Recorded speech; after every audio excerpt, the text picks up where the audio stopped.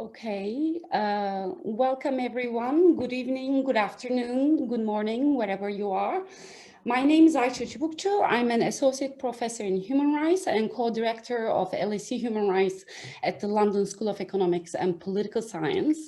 On behalf of the co-conveners of this event, LSE Human Rights, based at the Department of Sociology at the LSE, Jadalia Ezain, which is also broadcasting this event live on social media, and the group of academics who have just constituted the Bogazici Solidarity Network based in the UK, I'm delighted to welcome to our panel on defending academic freedom in Turkey. Before we proceed, allow me to express many thanks to Mary Giles, Leila Nashashibi, and all conveners of our panel for making this event possible. We have 5 speakers today, and I will present them in the order of their appearance. We have first Dr. Elif Babul, who teaches at the Holyoke College in Massachusetts. Then Professor Eder from Bogazici University will speak. Then we'll have Hayri Ince, who's a PhD candidate at Bogazici University and a research assistant at the Mardin Artuklu University will take the floor. Then we'll hear from Yigit Torun, who's a student at Bogazici University. And last but not least, we will hear from Dr. Nazan Ustundag, who's an independent scholar and formerly a faculty member at Bogazici University. Today's event will last for an hour and a half. Each speaker will take about 8 minutes, and we will end the event sharply at 6:30. The idea is we will reserve as much time as possible for the Q&A, which we hope will be an open discussion. There are ways to participate in the discussion. If you're watching this live on Facebook, and if you're a member of Facebook, you could just type your questions there.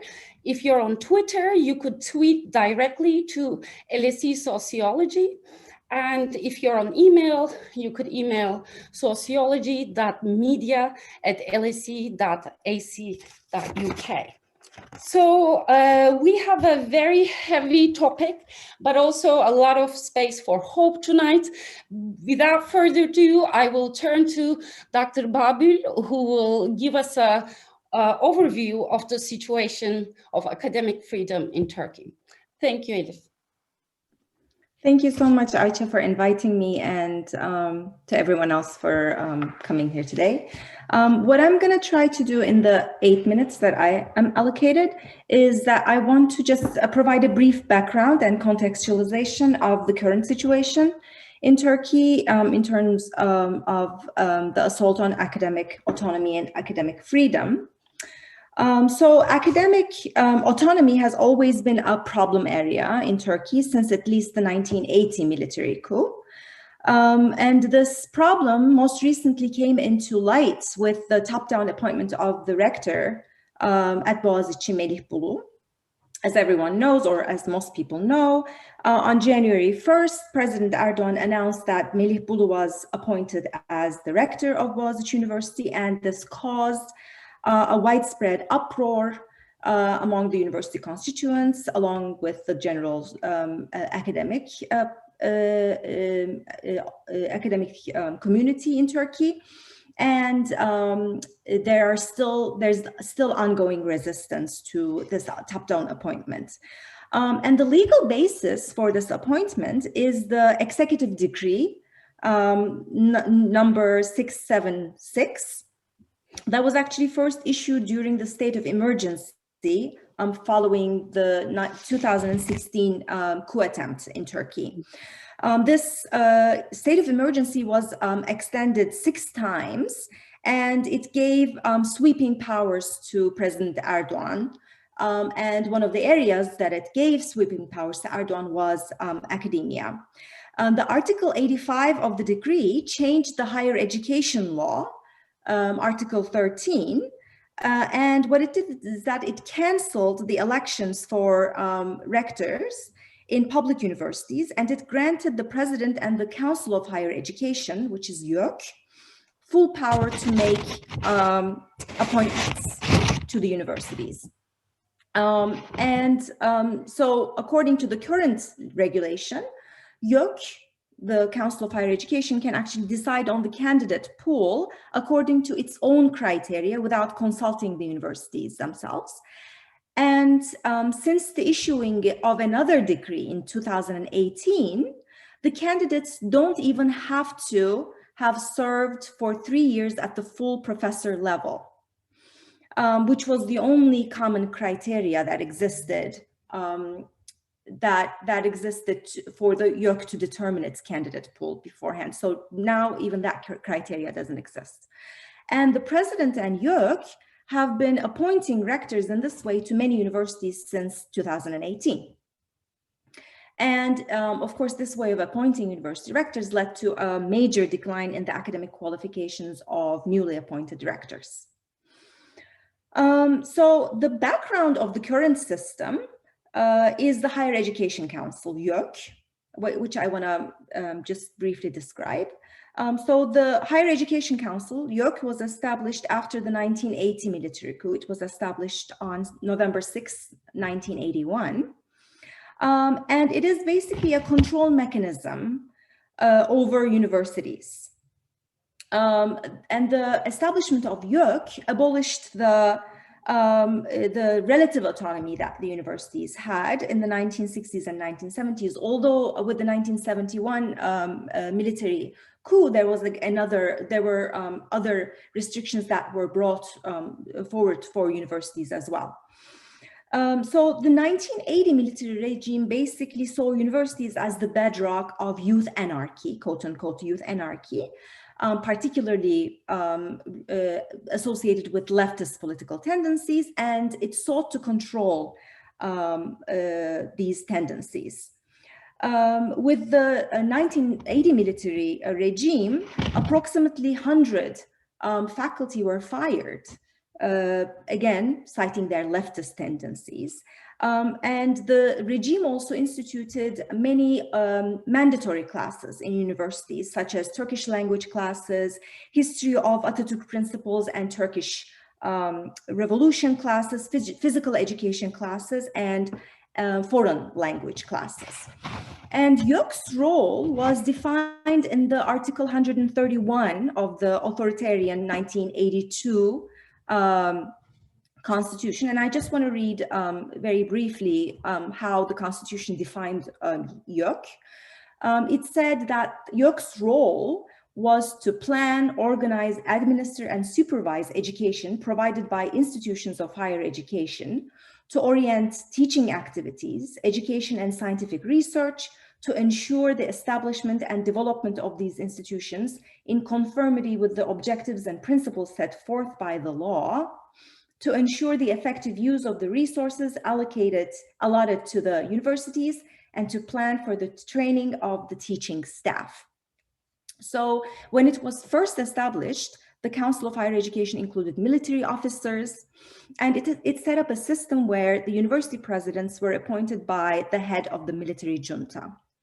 This system was partially relaxed in the 1990s, and it allowed the universities to conduct elections and submit a list of the nominations to the Council of Higher Education, YÖK, and then after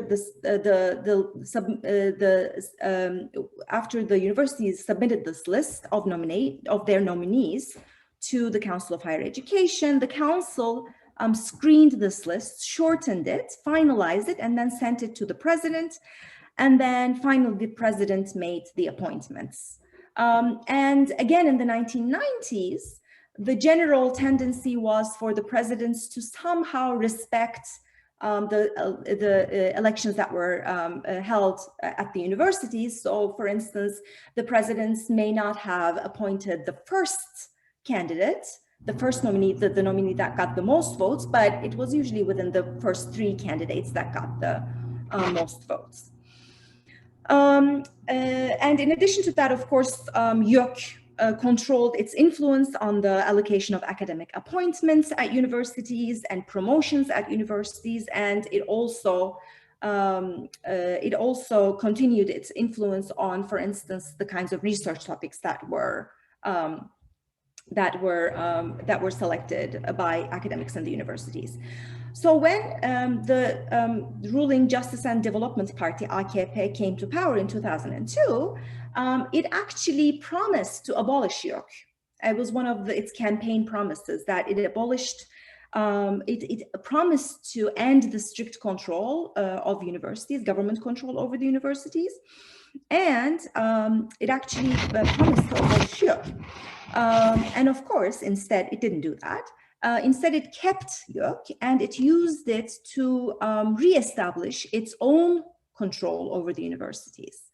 In 2019, actually, YÖK President Yekta Saraç made a statement to the press on the occasion of the 38th anniversary of the establishment of YÖK, and it argued that, Yekta Saraç argued that the impression of the council, the Higher Education Council, being a vestige of the oppressive military junta period is actually misguided. So he argued that right now we're in the New YÖK period, so Yeni YÖK period, just like the new Turkey, the New YÖK period. And he said that YÖK in this current new era is actually not functioning as an instrument of state control, strict state control over the universities, but it is now a mechanism to ensure quality control over the universities. He cited the Higher Education Quality Council that was established. He cited that there are performance evaluations that are conducted. YÖK is now conducting performance evaluations of the universities, and it's sharing it with the general public, so that there are sort of like rankings of the universities based on these performance evaluations. And YÖK now started these needs and performance-based scholarship programs for PhD students, and it's trying to increase the number of PhD students in the universities.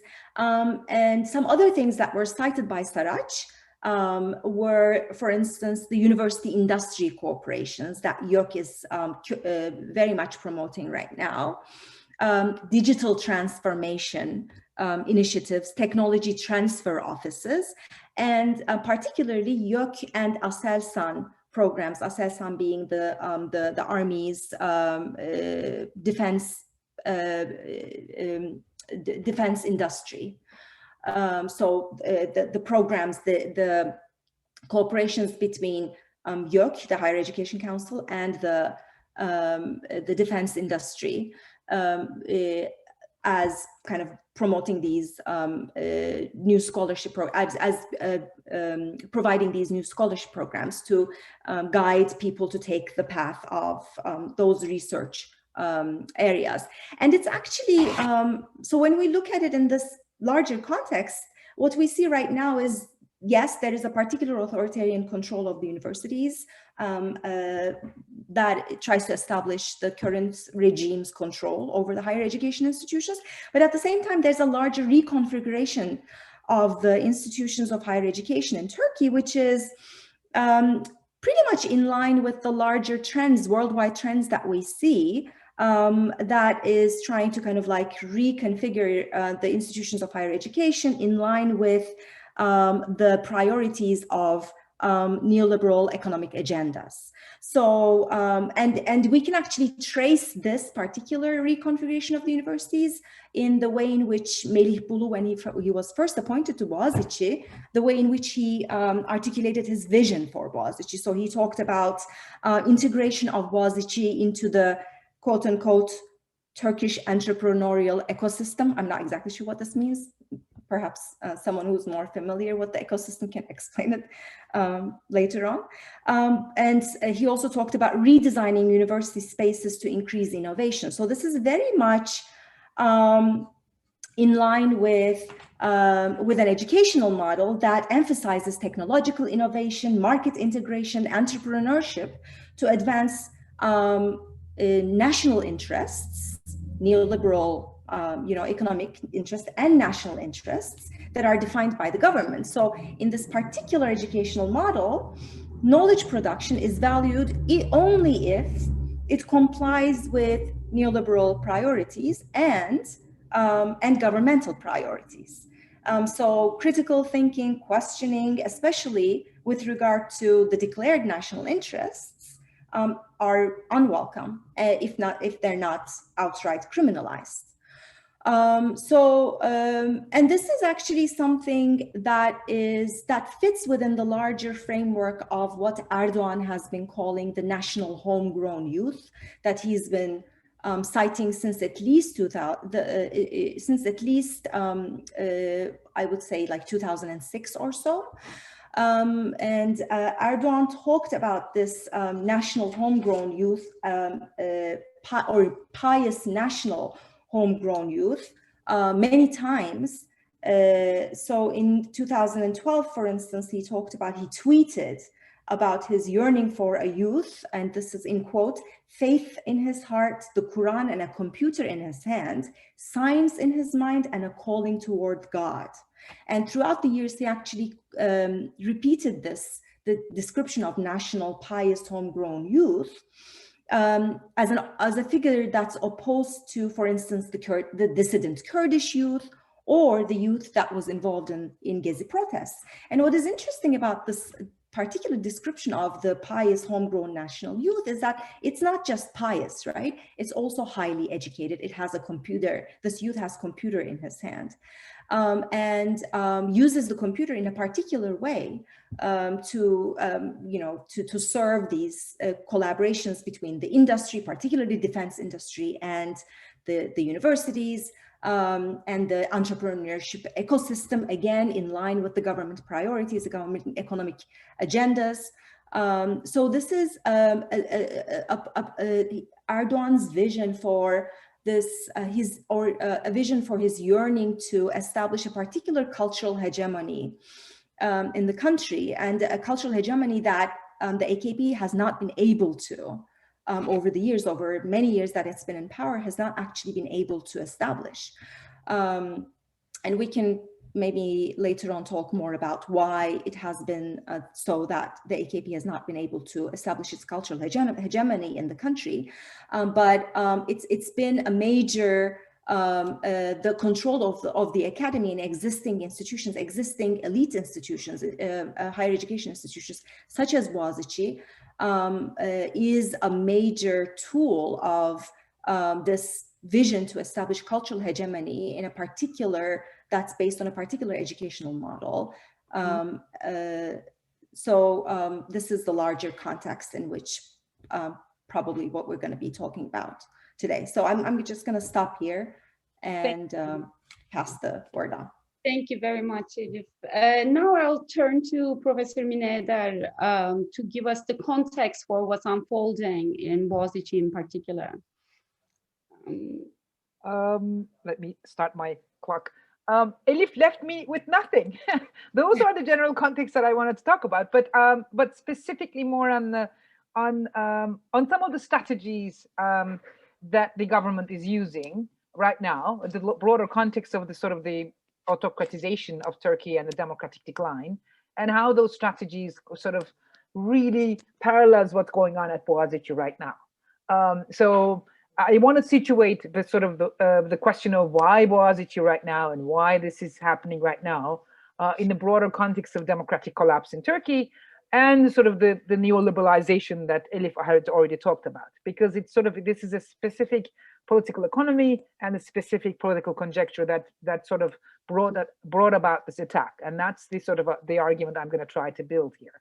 Now, what's happening, as Elif nicely put in sort of from a very long time, is the sort of this urge and motivation on the part of the government to control as much as possible the higher education system, and in the meantime, sort of also gain popularity. Remember, this is sort of there is a sort of always a populist streak here. So there is the higher education idea was based on building a university in every single city, right? That's a sort of the urban landscape, and you just build these buildings that are sort of really anti of any human resources.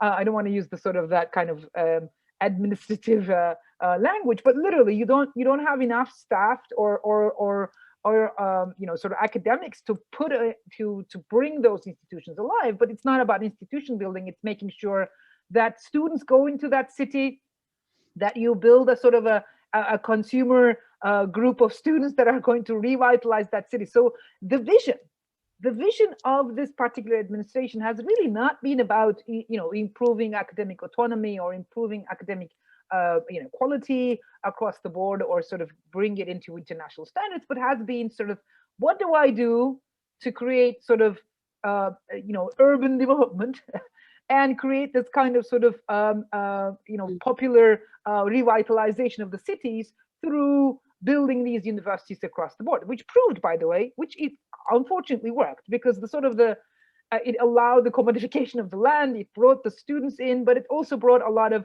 unemployed university graduates, literally, who were not necessarily getting the kind of education that they wanted, right? So this whole social engineering project that Elif is nicely putting out didn't actually happen, primarily because that wasn't the real origin, sort of the cultural hegemony. Creating cultural hegemony is a quite so social engineering is not an easy task, right? Mm-hmm. And that doesn't happen by just building universities across these different cities and sort of constructing these very high hotel, 5-star hotel looking buildings, right?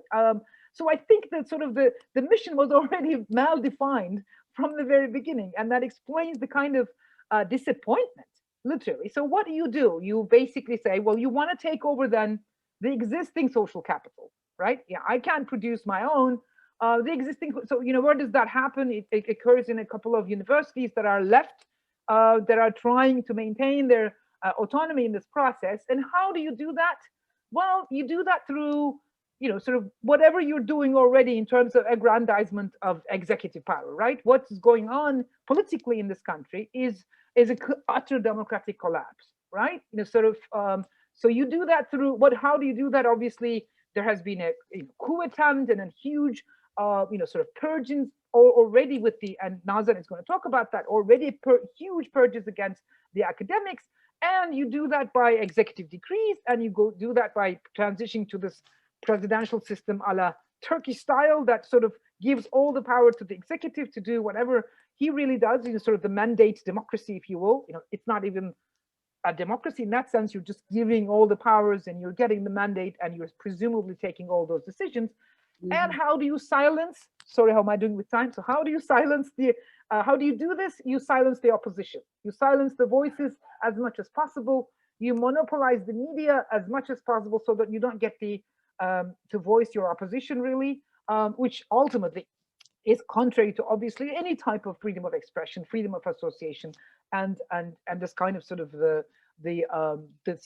which is prerequisite for any functioning democracy. You securitize and criminalize people, which is what's been going on, right? You sort of package them as being the ones who sell the country, right? Sort of, they are not nationalist enough. They are not local enough. They are collaborators with some sort of a conspiratorial big international community of some kind, which, by the way, LSE community now happens to be, right? Sort of, this is all, you sort of create these big evil international community perception, and then basically target them as being the real enemy. Again, these are very well-known strategies of this kind of growing democratic collapse in this country.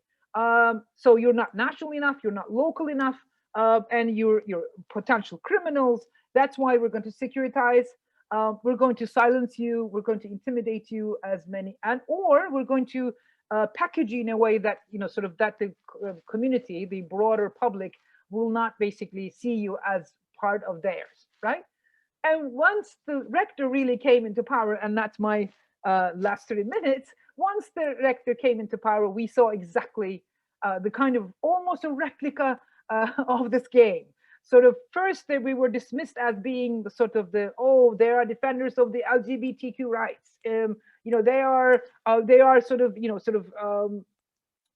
really not part of the national, sort of this, again, the national academics that we want, that are serving the national interest. So there was a lot of packaging of both the students as well as the academics at the same time.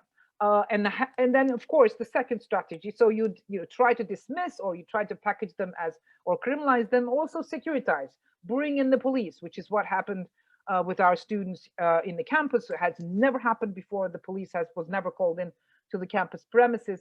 Again, all of the students, 90 of some of them, 108 of them at the day of the protest were taken in to custody.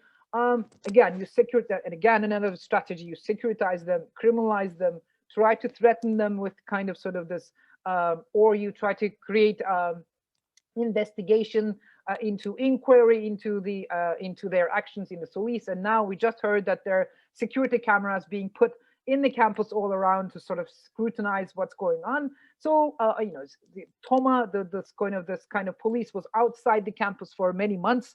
And still are. Now the civil police is in the campus as well. So again, this is very usual tactics that we're all familiar with in the broader context of Turkey, in terms of silencing and in terms of sort of sort of controlling that kind of academic space.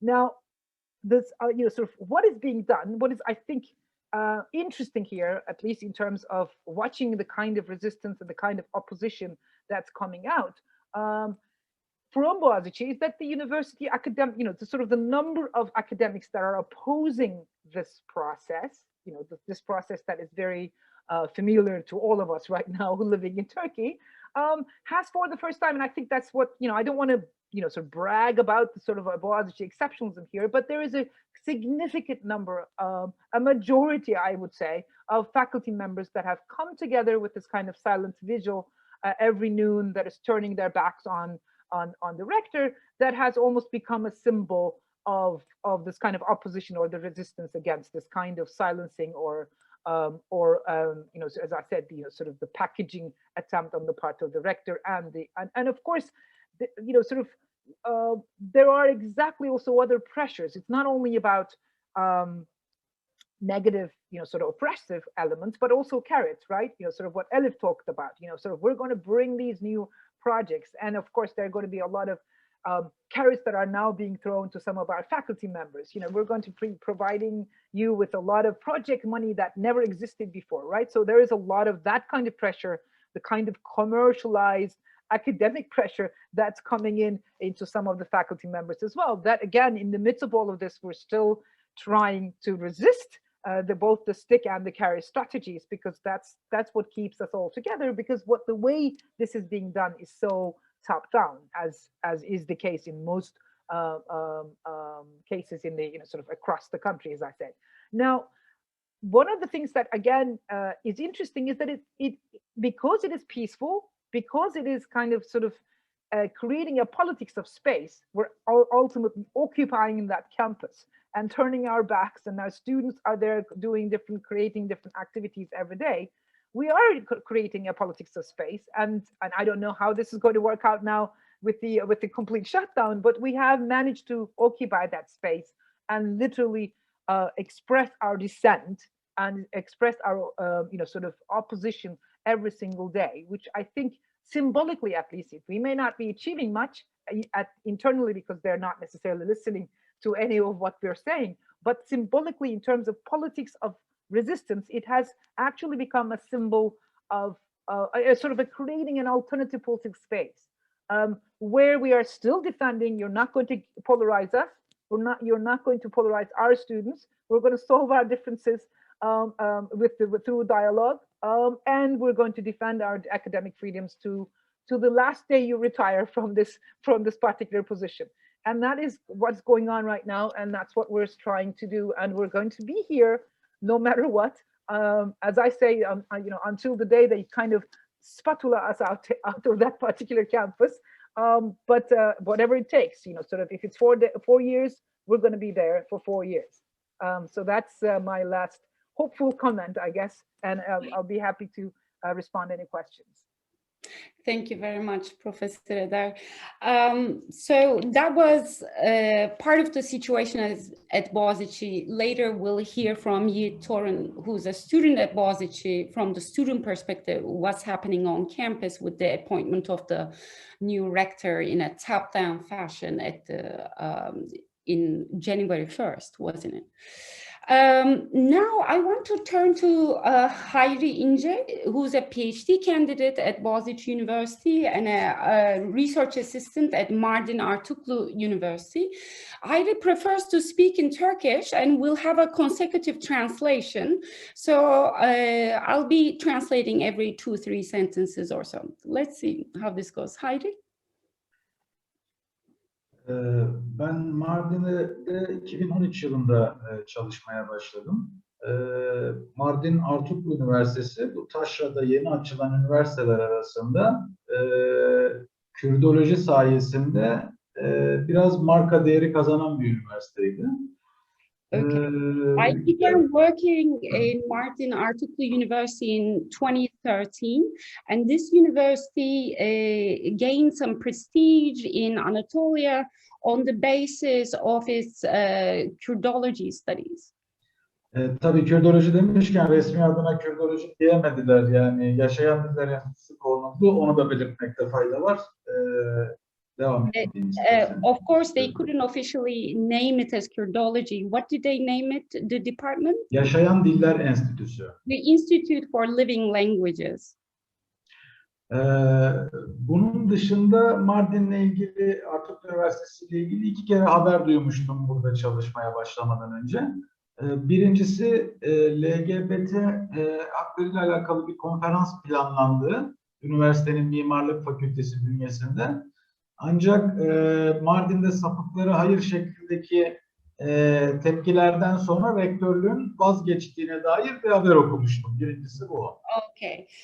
The first time I had heard of Mardin Artuklu University was in the news before I started working there in 2013. It was about an LGBT event that was protested by local residents of Mardin as get rid of the what's the term they used? Mardin'de sapıklara yer yok. How do you translate sapık? No place for pervert in Mardin. Exactly. So yes. İkincisinde ise bazı akademisyenlerin rektörü üniversiteyi PKK'lılarla, Alevilerle, ateistlerle doldurduğuna ve yani başka akademisyenlere bu şekilde fişlediğine dair bir haberle duymuştum. And then the second time I had heard of the university was a news item that it was a breeding ground for the PKK, Alevis, and atheists. Mardin Artuklu University and Marxists. And Marxists and yes. Bu şekilde fişleme iddiaları çıkmıştı. İddialar doğru yanlış bilmiyoruz ama and there were claims that these activists were being tracked down by the state. Bu iddiaları yani fişleme ithamında bulunulan kişi şu anda rektörümüz. And the person who was alleged to have cooperated with the state to track down these activists is now the president of the university. Mardin'e geldiğimde görece oldukça özgürlükçü bir akademik ortamımız vardı. Hatta insanlar o zaman Kürdistan kelimesini bile kullanabiliyordu. When I first arrived in Mardin, there was the academic atmosphere was one of freedom. We could even use the word Kurdistan in our usual discourse. Ancak bir yıl sonra rektörümüz yolsuzluk iddiasıyla göreve alındı. Yerine vekaleten yeni Cumhurbaşkanımızın ilk atadığı rektörlerden bir önceki rektörümüz Ahmet Ağarakç'a geldi. Ve birkaç ay sonra da resmi olarak atandı.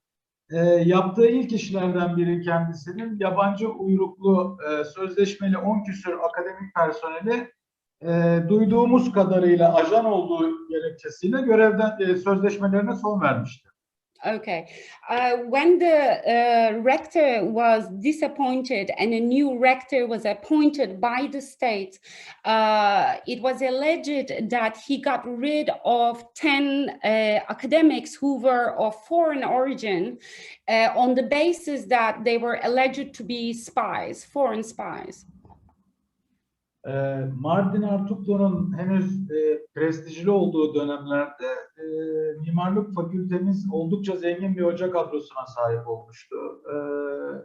Rektörümüz henüz daha KHK'lardan önce, yani barış süreci devam ettiği dönemde KHK süreci başlamadan mimarlık fakültemizin yarısı hocaları görevden ayrılmıştı.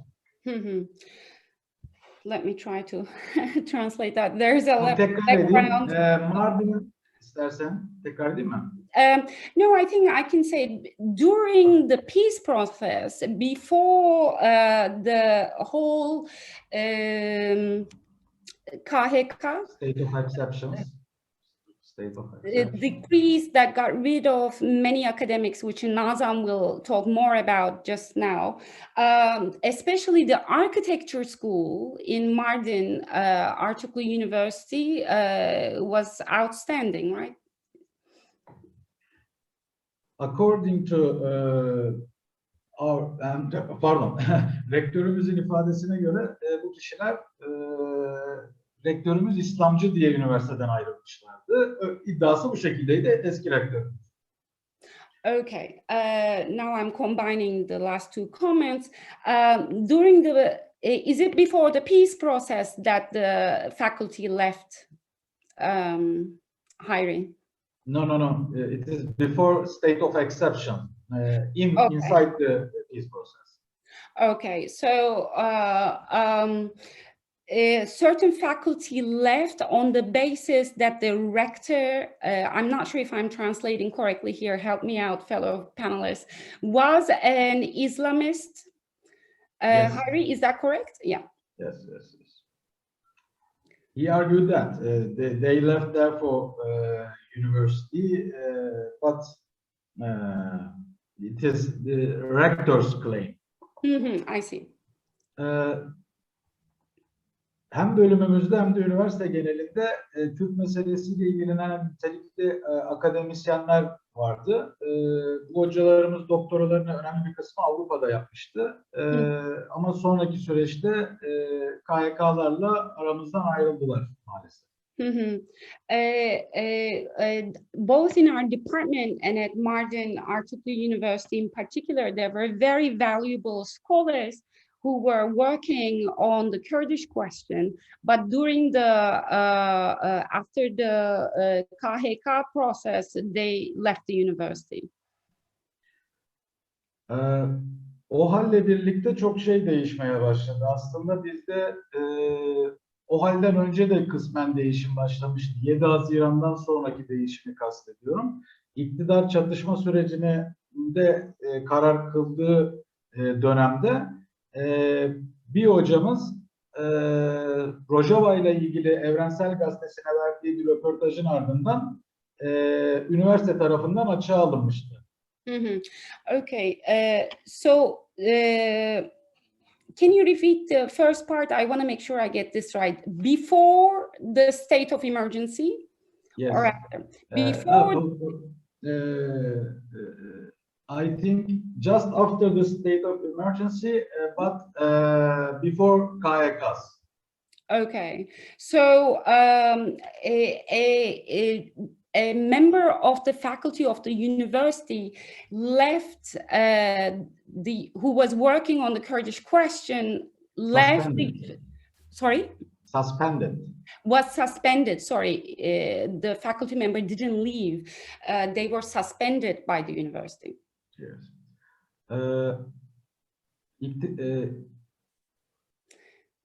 Bir bölüm arkadaşım doktora tezinde İrlanda, Güney Afrika, Kolombiya ve Türkiye'de barış çalışmaları üzerine çalışıyordu. Tezinden Türkiye kısmını çıkarmak zorunda kaldı. Başına bir sıkıntı gelebilir diye. One of my friends who was a PhD student was working on the peace process in Ireland, comparative study of the peace process in Ireland, South Africa, Turkey, and one more country, Colombia, but this person had to drop Turkey out of the framework of the research for fear of trouble, yes. Yeah. İktisat bölümünden bir arkadaşım, Kürtlerde vergi algısı üzerine bir çalışması vardı. Tez hocasının talebi üzerine tezinin konusunu değiştirdi. Okay, another PhD student who was planning to work on the perception of taxes by the Kurdish population had to change their thesis topic because their supervisor asked them to do so.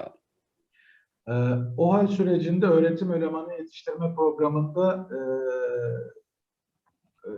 bulunan araştırma görevlileri 33A isimli güvenceli programdaydı. Ancak bir KYK ile birlikte tüm bu araştırma görevlileri güvencesiz olan 50D programına geçirilmişti. İsterseniz burayı söyleyin.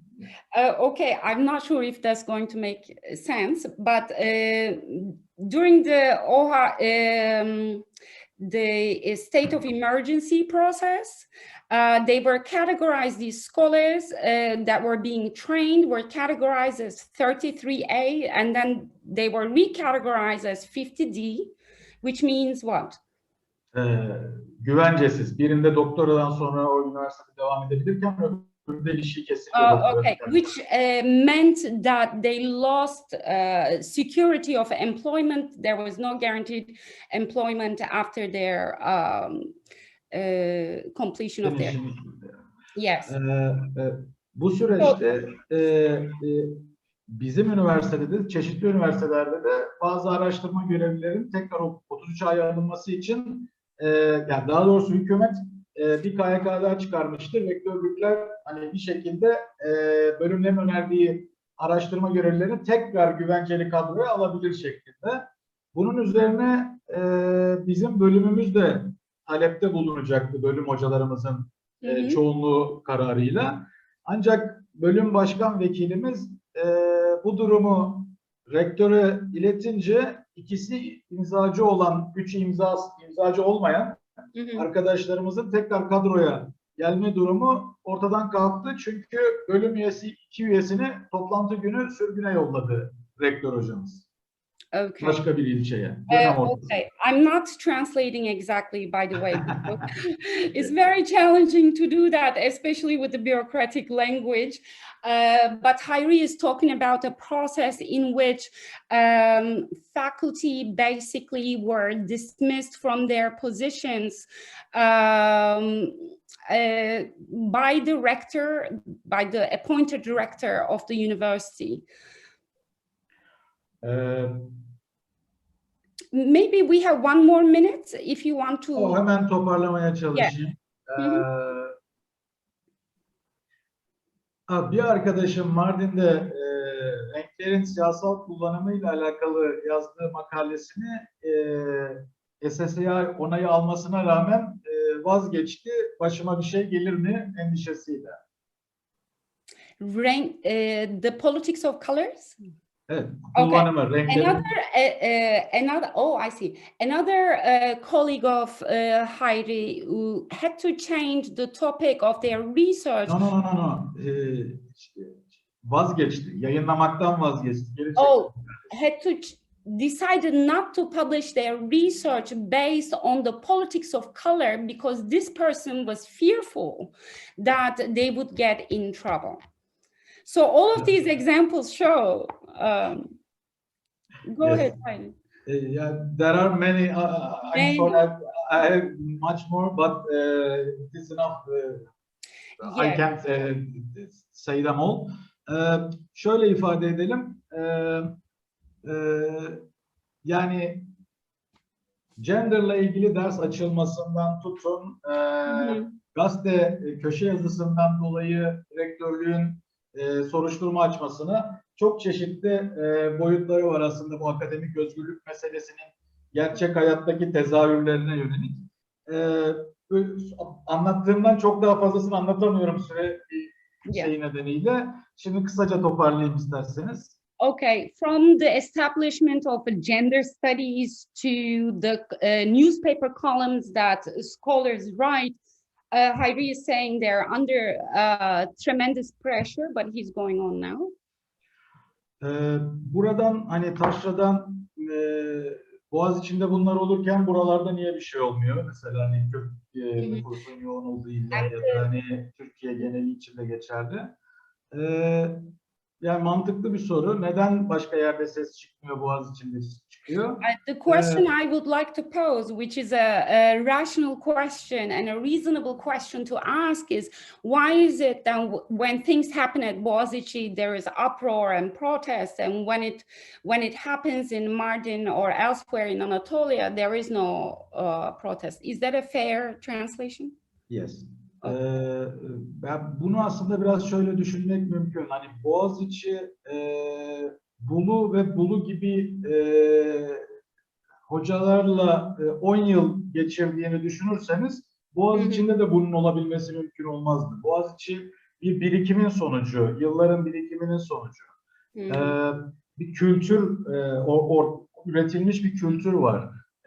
Bundan bunlar neşet edebiliyor. Yani Türkiye'de zaten bu eğer 50 üniversitede değil de hani yani pek çok yerde ufak tefek de olsa insanlar ses çıkarabiliyor ama bu Boğaziçi'nde olabiliyorsa yani olabilmesini üreten bir zemin var. Okay. So let me try to translate as much as I remember. The reason I think, and please correct me, Hayri, and we're going to have to wrap up, I'm afraid, to leave time for the other panelists. The reason why the protests can happen and do happen around Bogazici is a particular culture that has developed there that is amenable to such protests. Is that is that what you're saying, or did I misunderstand? Aşağı yukarı buydu. Buralarda bir farklı durum daha söz konusu. Tabii Boğaziçi gene Boğaziçi olduğu için KHK'lardan çok fazla etkilenmedi. Buralardaysa hani imzacı arkadaşlarımızın KHK'larla yollanması nedeniyle kadro açısından zaten ses çıkarabilecek kadro sayısı çok azalmış durumda akademisyenler açısından. Okay. Öğrenciler açısından değerlendirecek olursak burada elbette Boğaziçi aslında iktidarın biraz zıvanadan çıktığı bir örnek ama iktidar hiçbir zaman zıvanada değildi söz konusu Kürt illeri olduğu zaman. Ve burada ödenen bedeller genelde çok daha yüksek olabiliyor insanlar açısından. Yes, yes.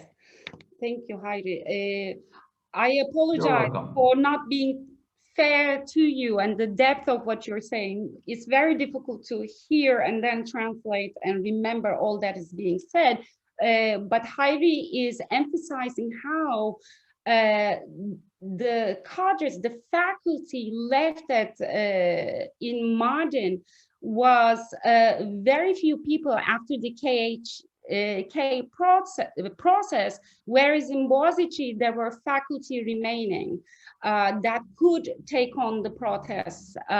Whereas in Mardin, the consequences of a action like that are much heavier, which constitutes a barrier to further action, both for students and faculty. Anything else you want to add, Hayri? Çok fazla süre harcadığım için vaktim maalesef. I'm sure there other issues will come up. This is a very important topic we want to discuss in the Q&A too. Okay, thank you very much, Hayri. Now we will turn to Yigit Torun, who's a student at Bogazici University. He's been involved in the protests there. Yigit? Hello. Actually, the speakers have already talked about what happened at Bogazici University and what is going on at Bogazici University. I will talk about the students' perspective of resistance. So I think what is special about Bogazici protests is that we were very clear and consistent about our demands from the very beginning. Our first demand was that instead of rector appointments, we want elections at the campus. And for these elections, we want all of the constituents of the university to be included. And we don't want it just for Bogazici, we want it for all universities in Turkey. We were very clear about that point. And even though on the media, on the Turkish media, we like protesters, we were called as lazy, narrow-minded people. Actually, I think that like Bogazici protests were very unique, and we have found some new ways for protesting, and I will talk about them actually because I find them very hopeful. First of all, we have Bogazici Nöbeti, which is in English bone shift or Bogazici Guard. And they're there to perform our rights of being in our campus freely, because it was also trying to be taken from our hands. And also we have Bogazici Solidarity. We are enlarging our networks of solidarity so that we can be in solidarity with other resistance movement in other universities as well, because it's not only about Bogazici, it's about Turkey actually. This is what we believe actually. And we have some open lectures initiatives such as Feel Free, Academy Unchained. For example, I'm also in Academy Unchained, and we organize open lectures. We welcome any subject to talk about any academic issue or any issue to relate it with the current resistance. For example, Eder, she was also our guest, and she talked about her research, and we related it to Bogazici resistance, and I think this is very powerful as well. We also have Bogazici art exhibition actually. They showed their dissatisfaction towards the appointed rector through art. This was very peaceful, and I think it was such a unique way of protesting as well. Right now, they're also organizing online exhibition. So through the app they have developed, you can check the campus or some city centers in Istanbul, and you can see the exhibition anywhere. And this is very unique actually. And in this exhibition, we had some LGBT related pieces as well, because this is what Bogazici is about. We are open to all of the people with different backgrounds and different thinkings. And after this LGBT related pieces, the police forces have been increased at the campus, and there were many cops at the campus. And as students, we didn't like the situation, and they detained many students. They also, there was so much force from the cops to us, and also like many of our friends face house arrest because of such exhibition. And after this exhibition, actually, even though it was organized by individuals, like independent individuals, like these initiatives, they decided to shut down our club, Bu LGBTI Studies Club, and this club has been shut down. And during these processes, actually, even during the protests, waving an LGBTI flag was criminalized as well. And I think it is very serious, and it should be discussed as well. And still, I think we have pressure over LGBTI people, and also like pressure on all of the students at Bogazici University.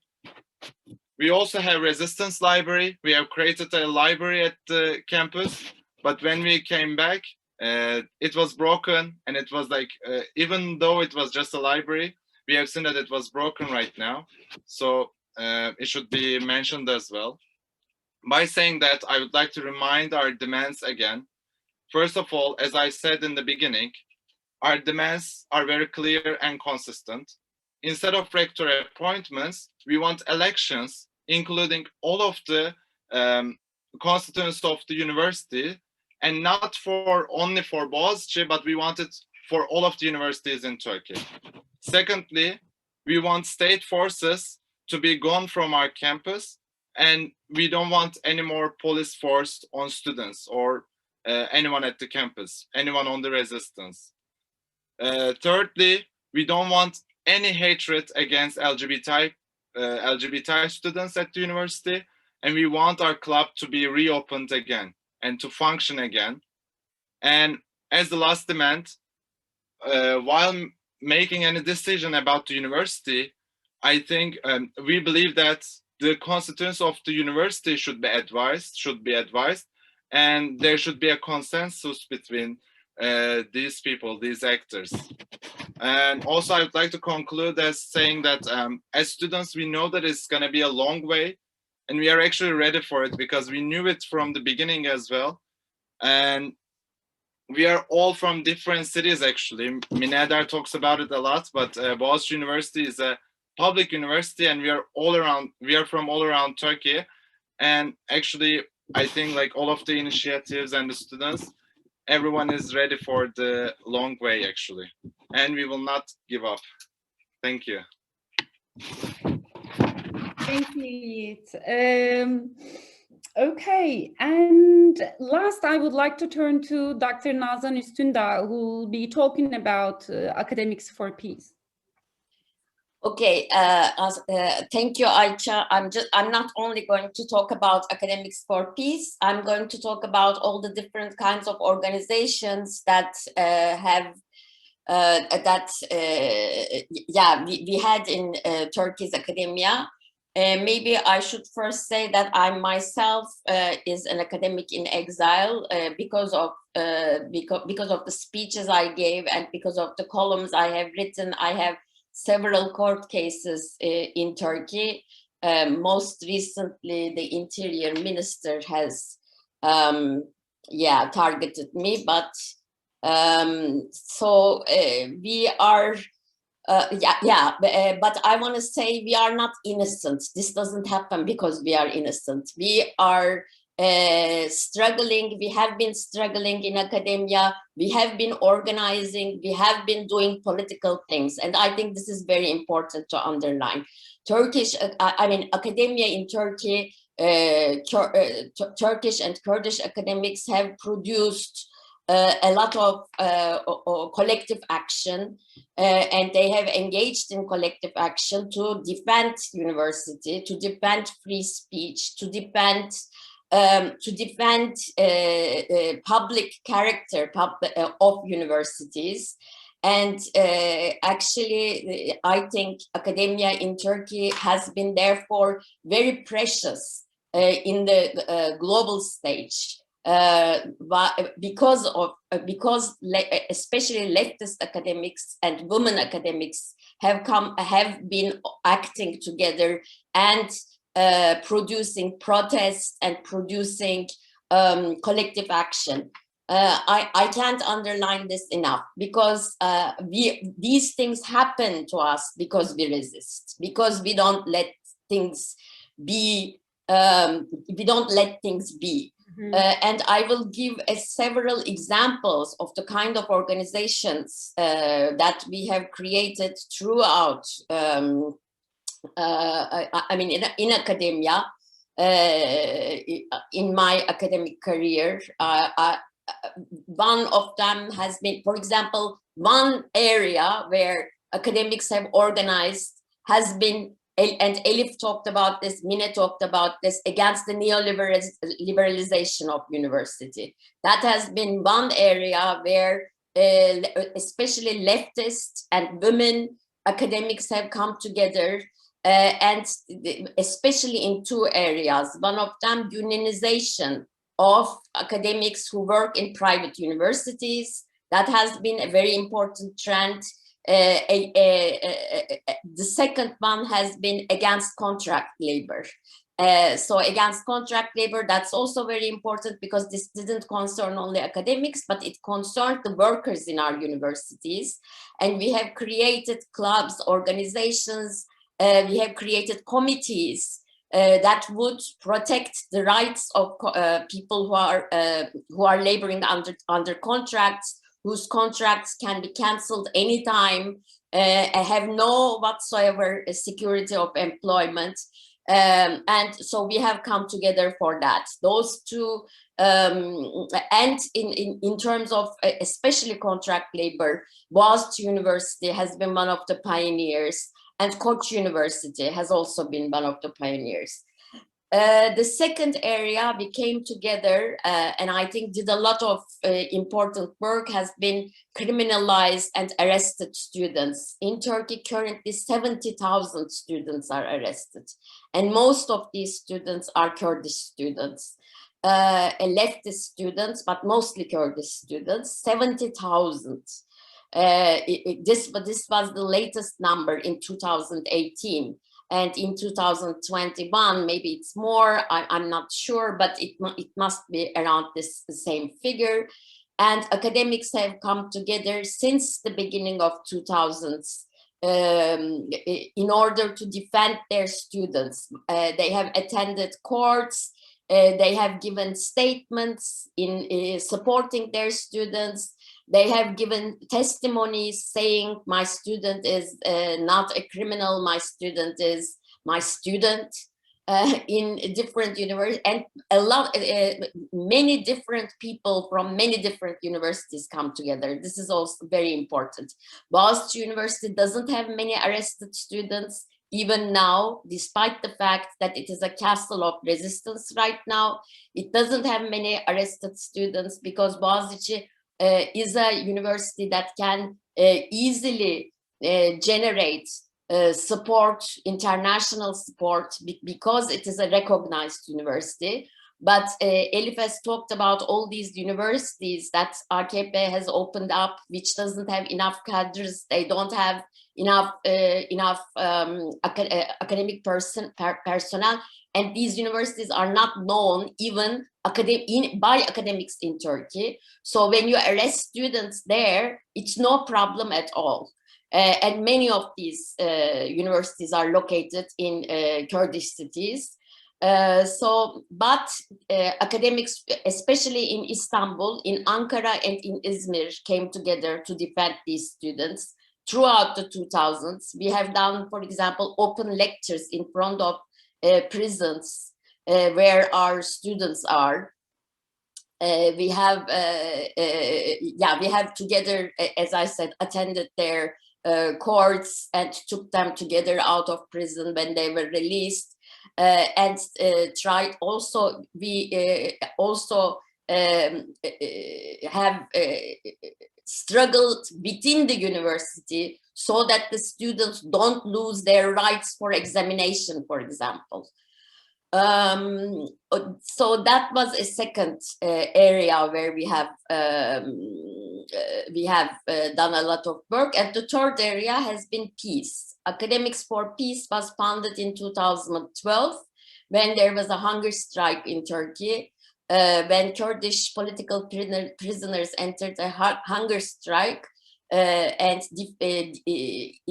their single demand was that a peace process starts in Turkey. And 300 academics have come together and founded the Peace for Academics. And Peace for Academics, we have issued a statement saying that as much as we can, we are going to talk about peace in our conferences, in our lectures, and we are supporting this demand.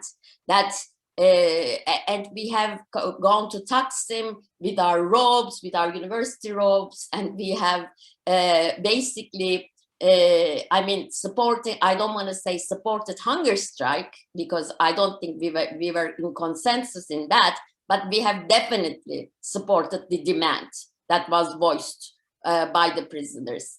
Afterwards, a peace process did start in 2013 in Turkey and lasted until 2015. And during this process, the peace process, Academics for Peace came together many times with who are called the wise people, who were selected intellectuals, individuals who were supposed to observe the peace process. And we have issued reports. We have conducted comparative work on peace processes in the world. And we have also visited sites where war have left its traces in Kurdistan. And I'm sure you are familiar in 2000, when was it again? 2014? Kaçta yazdık biz ya şeyi? okay, the academics for over 1,200 academics have signed a peace petition when the peace process collapsed in Turkey. But this peace statement was issued by Academics for Peace, but 2,000 more, 1,000 people signed this statement, and the statement basically said, we are not going to be part of this crime that you are committed in southeastern Turkey, in Kurdish cities, where now there is siege and there is war and there are all these human rights violations. After this, all these academics have been prosecuted. When the military coup attempt occurred in 2016, many of them were fired from their jobs. In total, 2,346 academics have lost their jobs right after the military coup attempt during the emergency rule through executive decrees. And they are right now legally struggling against, in order to go back to their jobs, but it's not happening, as you would guess.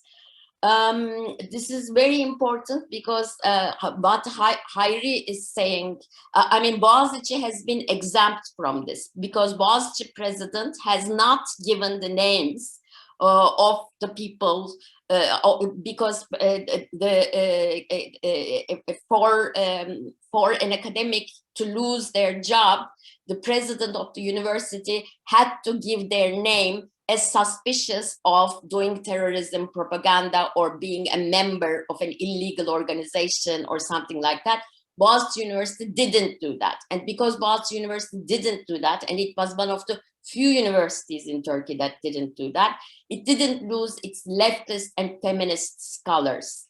And because it didn't lose its feminist and leftist scholars today, and the tradition of organization that has started in the examples I have cited through the organizations, through these organizations that I have cited, that has continued at Bogazici University. And therefore, Bogazici University was ready for such a, ready to resist. The same cannot be said in other universities because they have lost their academic personnel who were resisting, who were defending their universities, and who were actually concerned with social and political issues in Turkey. Not all of them, I would never say. Of course, there are very valuable academics still in Turkey, all around the universities, but they are not a majority anymore. They don't set the agenda. That's how it used to be. Throughout the 2000s, academics have given a lot of labor in medical faculties, in faculties of law, in sociology departments, in political science departments, to criticize neoliberalism and war regimes. Those two have, and of course patriarchy. Those three have been the central themes around which academics have come together. But unfortunately now, like myself, in Berlin only there are 150 peace academics who have lost their jobs, only in Berlin. And the problem, of course, is that and these are going to be my last words. We were shocked when we came to Germany. We talk about these 150 people all the time because actually neoliberalism has succeeded in Europe. Unfortunately, all these, losing of employment security has become a norm in Europe. And it's therefore very difficult to get secure jobs in Europe. And this, so in actually I think one very productive topic that we can discuss during Q&A could be the different strategies that governments adopt to neoliberalize universities and to get rid of the opposition that flourish in universities. Because I think this is not only happening in Turkey, this is happening in all over the world, including the most academically advanced, let's say, universities. And I think we have to really talk about these different strategies and tactics in order to come together and create a front for academic freedom, for defense of our right to be critical, our right to resist governments, our right to be guilty, if you want, in the eyes of governments. So that's all the, I mean, maybe not guilty, you know what I mean, like being unliked, unpopular. Okay, thank you. Thank you so much, Nazan. Now I would like to ask the panelists to respond to each other if they feel so inclined, if something was brewing inside. Otherwise, we have a few questions already from the audience. I would like to give you a chance to respond to each other if that is what you would like to do. No one? Then I'll go ahead with the first question from Elif Babul. Do you think that the efforts of the government to criminalize the students and the academics are finding ground in the public? I usually look at the social media to assess what people are thinking on the matter, but it's not that reliable since we live in echo chambers, she says. So the question is, how do we know if the government's efforts in Turkey are in fact working in terms of criminalization, demonization of resistance at Bogazici and beyond? So that's one question. I think it's hard to assess, isn't it? Would anybody like to respond to that? Is the Turkish government succeeding in its efforts? Professor Eder? I would say no, because the Konda just came out with a public opinion data that basically shows that 67% does not support the way this rector has been appointed. And you know, sort of, and that the government should have nothing to do with the universities. And also, what was interesting in this process is that our parents have also come out and created a lot of videos that saying, look, you know, these are, you know, we don't want, these are, you know, we've tried, we worked very hard to get our kids to the school, and what are you doing, right? You're creating, you know, you're sort of getting them under custody, you know, sort of criminalizing them. So I think the parents have spoken as well. And after all, this is the fact that this is a public university and draws a lot of students across the country had made that kind of argument very, very persuasive, I think. So this is the first time, interestingly, that Bogazici University now has a sort of public opinion behind it. And the efforts of sort of seeing that as a sort of, all these academics overlooking the Bosphorus, living in their ivory towers and are all elitists, that's just not holding on, you know, sort of because primarily because of the profile of the students, but also the kind of wide variety of faculty members that are out there. But I just want to comment on one thing, though. This neoliberalization threat is actually real, and just to follow up on what Nazan Hoca was saying, there is a real threat, because, you know, sort of that's been part of the sort of the carrot strategy of offering projects, right? You know, sort of the industry university relationships, and I think that's what's going to happen in Bogazici as well, to somehow divide and rule, and to sort of really sort of pigeonhole you know, so maybe social sciences versus the hard sciences kind of cleavages, because, you know, if it was left to this particular government, I think they would get rid of all the social sciences. It's not necessary to be studying the state or to be studying the society in general, right? So what good use? It's not pragmatic, you know, it's not of good any use. So this kind of excessive pragmatism, the kind of commercialization, is a real threat, and I think that's part of the sort of the attempt to take over those institutions as well. So Thank you. Anybody else on that question? Yes, Yigit? I just want to add something. Also, like during the protests, the government officers, they were calling our parents to inform our parents that we were protesting, and they were trying to criminalize the situation. I think the government thinks that they can criminalize the students, and they believe that the parents can convince us, the children, from their perspective. However, I think it is the opposite. Right now, the students, we are very resistant, and we are convincing our parents, and we are convincing our parents' friends actually, to show that we are right about it, because I talked about our demands and they never answer our demands. They never discuss about our demands. It's always another topic. So we are always showing our demands and we discuss about them. So I think at the end, we will convince our parents instead of them convincing us. Thank you, Yigit. I see Hayri. Yes, please. A contribution to it. I remember that the government declared they will be talk with the nation's families to reach them. From this perspective, you can't expect anything else. Secondly, respectfully disagree with I think the neoliberalism is not the hardcore of, I mean, nobody claimed this is the only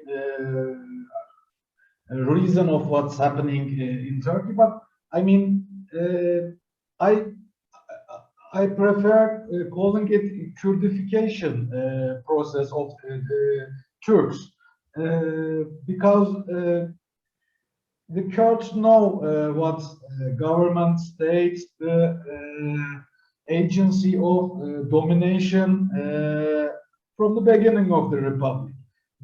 But Turks now, I mean, there's always the leftists or Alevis or some intellectuals, even liberals, but now the mass of population experience how being Kurd, how the state is not yours. Therefore, I think Kurdification is a better form to describe this transformation. Thank you, Hayri. Any other comments on this question, whether the government's efforts are succeeding? Okay, then I'll go to the next question, which is by Münire Dağtaş. Do you think the historic nature and long-standing prestige of BU Bogazici is a deciding factor in academicians and student bodies' ability to protest with relatively less harsh pushback in comparison to the university in Mardin? So I guess this question takes us back to the challenge that Hayri posed for us. How do we make sense of the fact that the protests at Bogazici resonated widely in Turkey and internationally, whereas elsewhere it hasn't? So any reflections on this question? Maybe. Yes.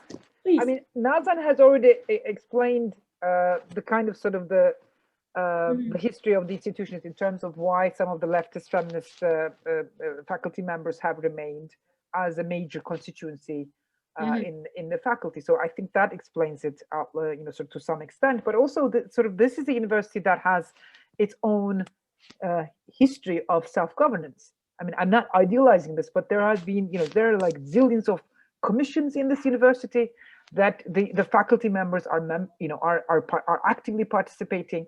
We decide on, you know, there is a, you know, one of the major controversies, for example, was the elimination of the CHITOK office, so on that an office that works on sexual harassment, which is a sort of pioneering office that has sort of accepting applications, you know, discreetly from students that have actually been harassed, and so and deal with it in proper channels and referring them to psychological treatments, etc. So all of a sudden we find out that some of these emails have been now forwarded to the vice rector. I mean, this is horrific when you think about it, because it is sort of, it's a complete violation of privacy. So what you're seeing in some ways, to make the long story short, in some ways is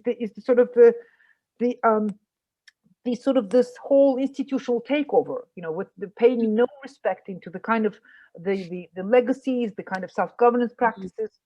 This whole, obviously the election, we are one of the first universities, actually we are the university that sort of created this 1990 election system. We are the ones who proposed it to York and made them accept that, albeit this was a limited thing. You had 3 candidates and still had to go through higher education council, etc. But, we've been electing our rectors for a very long time until Gülay Barbarasoğlu, and we elected her with 80%, and she was not appointed. And of course, then came the coup attempt, and then we had this kind of a compromise solution of somebody being appointed again, top down, but compromised with the kind of sort of commitment from this person, from this rector Mehmet Özkan, that he will keep that kind of governance body, this kind of practice of institutional self-governance alive, and will not touch that. And he, to a large extent, I actually did not.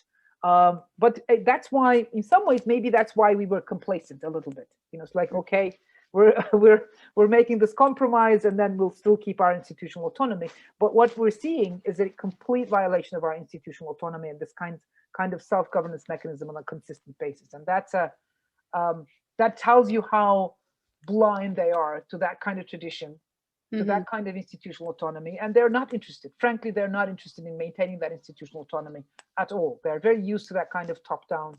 I get to decide everything. I get to appoint everybody. And why would they be interested anyways in the autonomy of universities?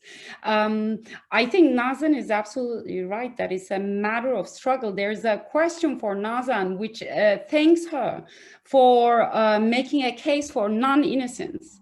I would like to join that, thank you. And this is by Sultan Doğan. She's asking if you could please reflect on the similarities between Germany and Turkey, or if you could compare them in terms of the trend of neoliberalization, and how you see, it's a very long question, but how you see the struggle in Turkey for academic autonomy and against neoliberalization as opposed to the struggle in Germany. We can't hear you, Naz. Well, in Germany, I mean, to a large extent, critical knowledge is not, the knowledge that is produced is not critical. And it has everything to do with the fact that other than a few professors, most of the people who are working in universities are project-based. And these projects are financed by the government, by the state. And most of the projects that you can be employed in are projects that are about governance. How can for example, the migrant population be governed?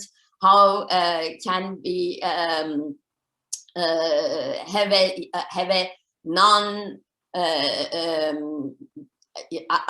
Everything constantly finding the middle, the conservative, the common denominator among people, kind of projects, so everybody in Germany, most of the people are complaining anyway that they cannot do what they want to do because of this project-based employment. And they cannot pursue, and they have to continuously publish. We didn't have that in Turkey. We have opportunity to give labor into our teaching, because publication is important, but it's not publish or perish. And in Germany, publish and perish demand is very, very high, which means less investment in students, less investment in education of students, and students are complaining as well. Basically, in universities, nobody is happy. But if you look at 2013, universities in Turkey, in Istanbul, Marmara University, Mardin, Artuklu University, Bogazici University, people were happy. You know, people were proud of being in those universities because there was constantly the production of critical knowledge. There was an independency from being financed because of employment security. So there are very subtle ways. I wouldn't call them subtle ways, but ways that work through capitalism, through funding agents, through government funding that continuously marginalizes critical knowledge and pushes you to produce mainstream lowest common denominator. That's what I call them, kind of knowledge. I hope that was an answer. Thank you, Nazan. Okay, we have time for one more question, and it's by Yener Bayar. And it's the final question. This person is asking if you think Erdogan regrets assigning blue, or does he find himself successful from his own perspective for his own purposes? Probably he wasn't expecting the kind of resistance that the faculty and students of Bogazici have been demonstrating. Any thoughts? I'm sure he doesn't regret. I mean, there is no way that he regrets. Of course he doesn't regret. He thinks, oh, did you see, do you see? And from the kind of media targeting and the packaging of the faculty and the academics from Akit and newspapers like that from the far right, sort of the kind of packaging basically tells you that he, these are dispensable. We need to get rid of these people anyway, right? So I don't think there is anything that. Obviously, one of the problems in this kind of an asymmetric contestation is you don't know what the government or what the powers that be are doing. And the kind of strategizing that goes on, and we're constantly sort of on this kind of, you have to be very vigilant of where this kind of attack is going to come from, so we don't have that kind of insight into the kind of thinking of the president's office in that sense. Since we have 4 more minutes, one more question that is asking actually about the lessons to be learned from all this resistance. Maybe that's a good question to conclude on. The question is about intersectionality. Can you please share your thoughts on the interrelatedness, intersectionality of all these issues raised, and what we can learn from the Bogazici resistance? I don't know about learning, but it's been very inspiring, that I can say. Go ahead, please. I mean, all I'm going to say is that I have, throughout this process, I've learned quite a bit myself, just because there's been sort of hours and hours of deliberation among the faculty, sort of on different strategies, different kind of contestations. And I've really learned a lot more on sort of solidarity building. And if I, if I were to think back of what would I have done differently 10 years ago, it would have been sort of to build those bridges a lot more stronger and strongly beyond Bogazici as well. But that's the lesson that I have learned. You have to get out and build those bridges and build these kind of solidarity networks a lot more strongly than we did before, because this is not going to be a Bogazici battle, obviously. This is a battle for the entire higher education and the academic autonomy in the country. In the country and beyond. Nazan, Hayri, and then we'll conclude. Yes. Well, I totally agree with Mine, but I would add another thing. Just one thing that really had impressed me during this whole thing, besides the diligence and the resilience, of course, of the faculty. I'm not saying it. That's great. But my example is coming from the students. They wrote a letter to Erdogan the 12th, and I thought for the longest time I had thought that discourse has lost its power. We are not anymore controlling discourse, the powers that are controlling it, and there is no truth value anymore in anything we say. But I mean, that letter was a very powerful letter, and for the first time in a long time, I thought words do matter. Words are powerful. Words are, if you are, you are courageous, and if you say things as they are without, beating the bush, then your message gets across.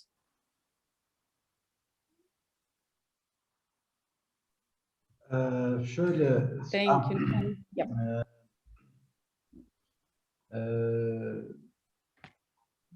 Devletlerin çöküşü bayağı sıkıntılıdır. Mesela İkinci Dünya Savaşı sonrası Almanya ya da Nazi Almanya'sını ya da militarist Japonya'yı düşünelim. Dümdüz olmuş ülkelerden bahsediyoruz. Yeni baştan kurulmak zorunda kalan. Bu bayağı travmatik ve kaotik bir süreç. Bizim görece avantajımız bu süreci en ucuz şekilde atlatıyor olmak. Yani kıyasladığınız zaman İkinci Dünya Savaşı Almanya'sıyla ya da Japonya'sıyla tabii ki yani sıkıntı yaşıyoruz, çekiyoruz ama o dönemlerle kıyaslanmayacak bir şey. Bu anlamda bu yıkılan devletten sonraki kurumların çökertilmesi biraz o anlamda kullanıyorum aslında. Yeni baştan bir devlet inşa etme şansı tanıyacak gibi bizde mevcut iktidar sonrası dönemde. Artık toplumsal olarak dayak yemeyen... Let me try to translate. Pardon. So, Pardon. yes.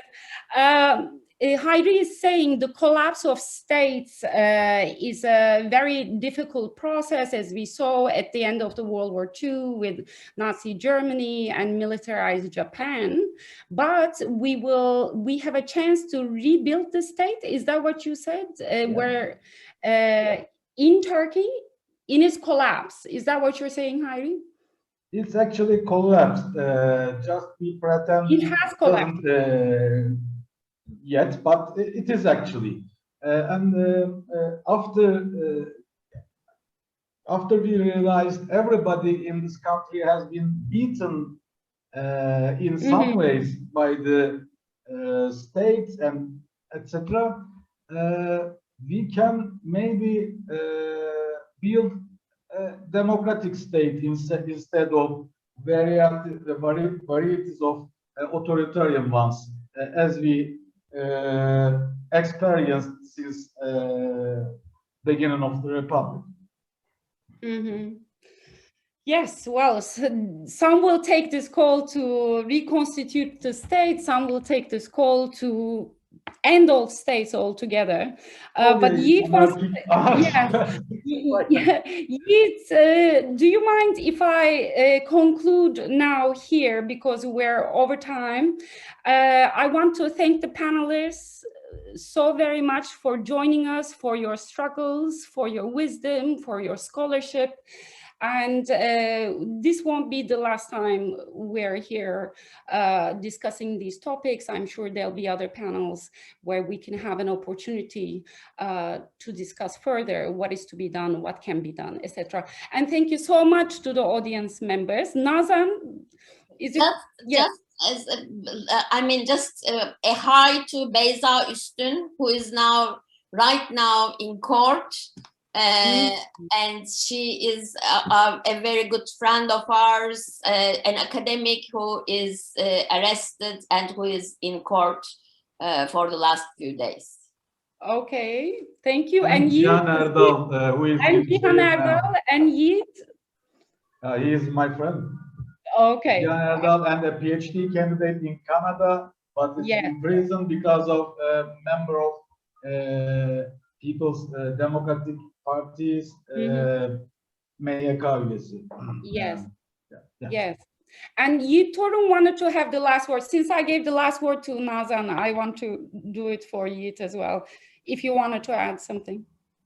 No, I just wanted to say that I think from Bogazici protests, we can also learn how to be clear and consistent about what we want, because there were so many like shifts in the media, but we were so clear and consistent about our demands, and we still are actually. So we can learn from it. And also, I think right now, Turkey sees that another alternative is possible. We are all we might be privileged as well, but still we are taking so many risks for another alternative. And I think other people, other students will be influenced by that. And with solidarity, we will all go find the light, I hope. Thank you so much, Yigit, and thank you so much to our panelists, to our audience. I will have to end the meeting abruptly here. Until next time.